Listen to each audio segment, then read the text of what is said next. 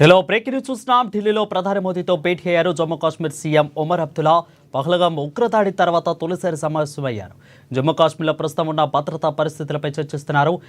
ఇప్పటికే ఉగ్రదాడిపై కీలక ప్రకటన చేశారు ప్రధాని మోదీ. పహల్గాం ఉగ్రదాడి వెనుక ఉన్నవారు కుట్రలో భాగమైన వారిని ఊహకందని రీతిలో శిక్ష విధిస్తామని అన్నారు. ప్రతి ఉగ్రదాడిని కూడా గుర్తించి ట్రాక్ చేసి శిక్షిస్తామని యావత్ భారతీయులకు హామీ ఇస్తున్నామని చెప్పారు.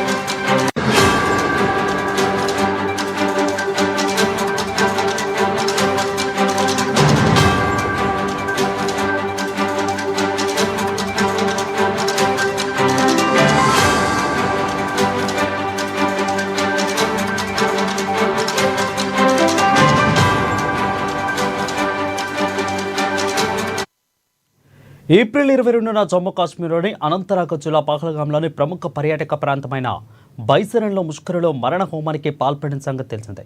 సైనిక దుస్తులు వచ్చిన వారు పర్యాటకులను చుట్టుముట్టి అతి సమీపం నుంచి కాల్పులు జరిపారు. ఈ ఘటనలో దాదాపు 25 మంది పర్యాటకులు, ఒక కాశ్మీరీ యువకుడు ప్రాణాలు కోల్పోయారు.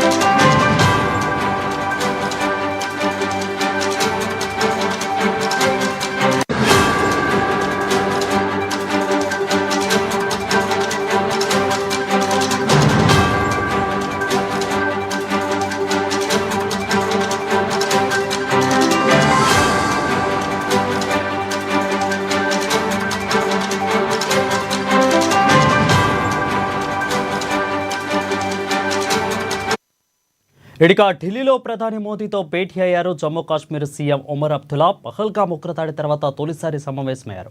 జమ్మూ కాశ్మీర్లో ప్రస్తుతం ఉన్న భద్రతా పరిస్థితులపై చర్చిస్తున్నారు. ఇప్పటికే ఉగ్రదాడులపై కీలక ప్రకటన చేశారు ప్రధాని మోదీ.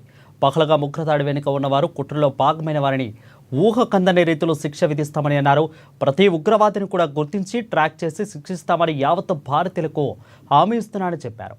ఏప్రిల్ 22న జమ్మూ కాశ్మీర్లోని అనంతనాగ్ జిల్లా పహల్గాంలోని ప్రముఖ పర్యాటక ప్రాంతమైన బైసరన్లో ముష్కరులో మరణ హోమానికి పాల్పడిన సంగతి తెలిసిందే.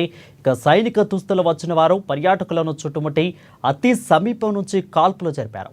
ఈ ఘటనలో 25 మంది పర్యాటకులు, ఓ కాశ్మీరీ యువకుడు ప్రాణాలు కోల్పోయిన సంగతి విదితమే.